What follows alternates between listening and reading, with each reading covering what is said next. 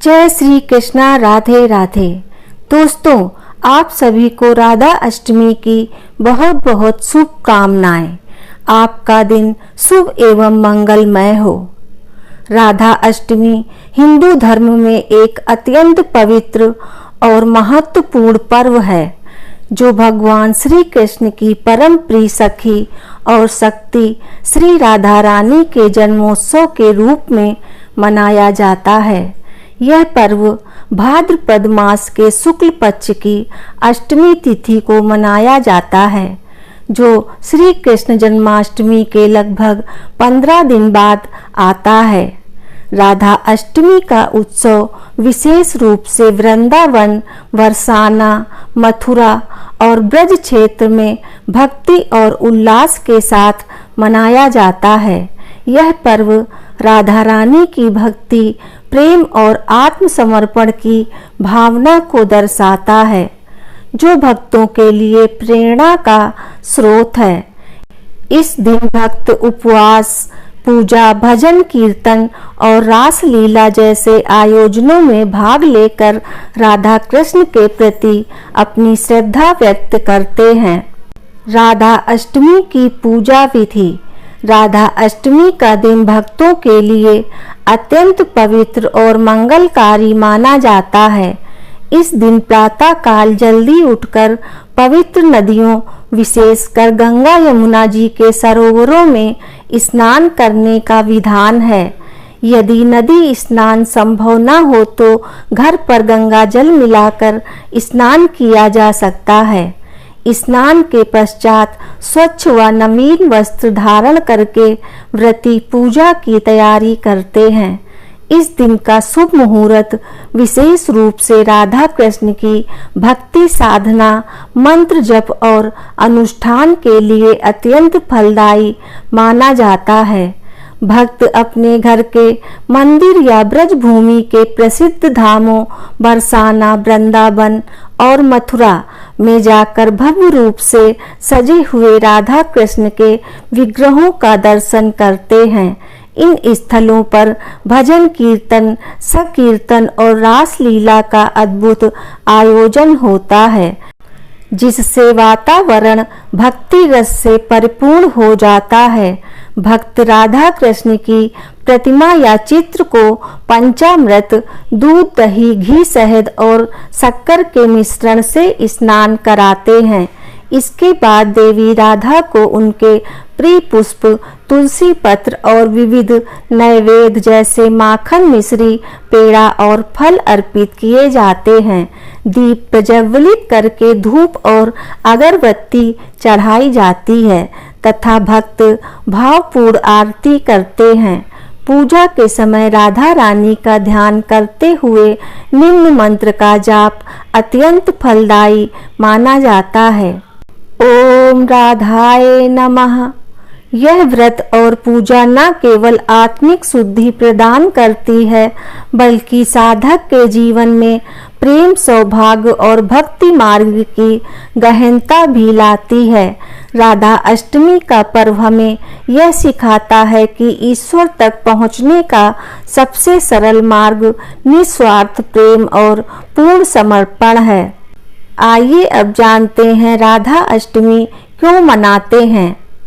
राधा अष्टमी का पर्व श्री राधा रानी के जन्मोत्सव के रूप में मनाया जाता है, जो भगवान श्री कृष्ण की परम प्रिय सखी और उनकी शक्ति का प्रतीक है। यह पर्व भक्तों को राधा रानी के प्रेम, भक्ति और आत्मसमर्पण की भावना से प्रेरणा लेने का अवसर प्रदान करता है। हिंदू धर्म में राधा और कृष्ण का प्रेम एक सांसारिक प्रेम कहानी नहीं, बल्कि आत्मा और परमात्मा के बीच आध्यात्मिक प्रेम का प्रतीक है। शास्त्रों में कहा गया है कि बिना राधा के कृष्ण अधूरे हैं और राधा की भक्ति के बिना श्री कृष्ण की कृपा प्राप्त करना असंभव है। राधा अष्टमी का उत्सव भक्तों को इस प्रेम और भक्ति योग के महत्व को समझने में मदद करता है।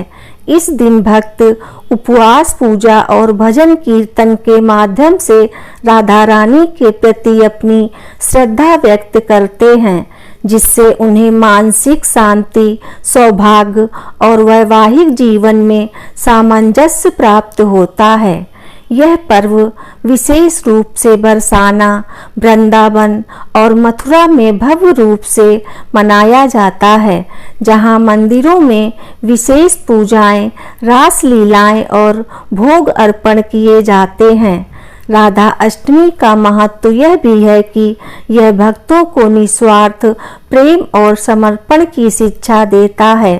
राधा रानी का प्रेम बिना किसी स्वार्थ या अपेक्षा के था, जो भक्तों को अपने जीवन में इसी तरह की भक्ति अपनाने की प्रेरणा देता है।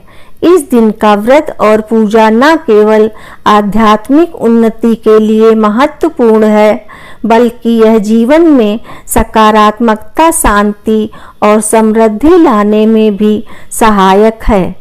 यह पर्व समाज में भक्ति और एकता की भावना को भी बढ़ावा देता है।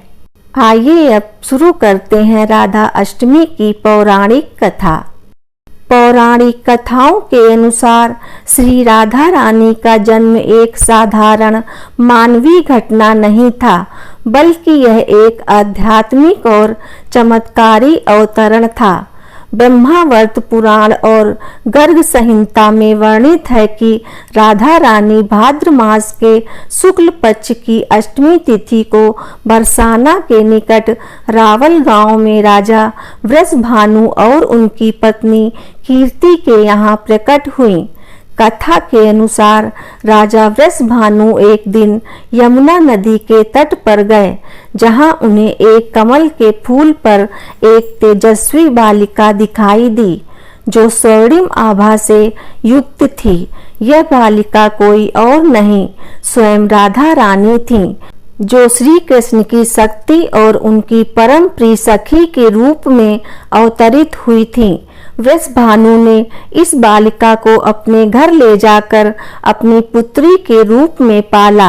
आश्चर्यजनक रूप से राधा रानी ने जन्म के समय अपनी आंखें नहीं खोली, जो उनके दिव्य स्वरूप का संकेत था। जब नन्हा श्री कृष्ण, जो नंद गांव में यशोदा और नंद बाबा के यहाँ अवतरित हुए थे, वृषभानु के घर आए, तब राधा रानी ने पहली बार अपनी आंखें खोली। यह पल उनके और श्री कृष्ण के बीच अनियंत्र प्रेम और आत्मिक संबंध का प्रतीक था, जो यह दर्शाता है कि राधा का जीवन केवल श्री कृष्ण के लिए समर्पित था।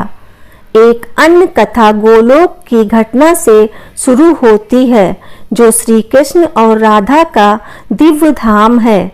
गोलोक में राधा रानी ने एक बार श्री कृष्ण को उनकी एक अन्य सखी विरजा देवी के साथ देखा।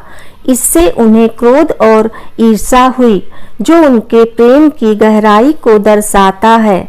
इस घटना के परिणाम स्वरूप श्री दामा ने राधा रानी को श्राप दिया कि उन्हें पृथ्वी पर मानव रूप में जन्म लेना होगा और श्री कृष्ण से कुछ समय के लिए वियोग सहना होगा।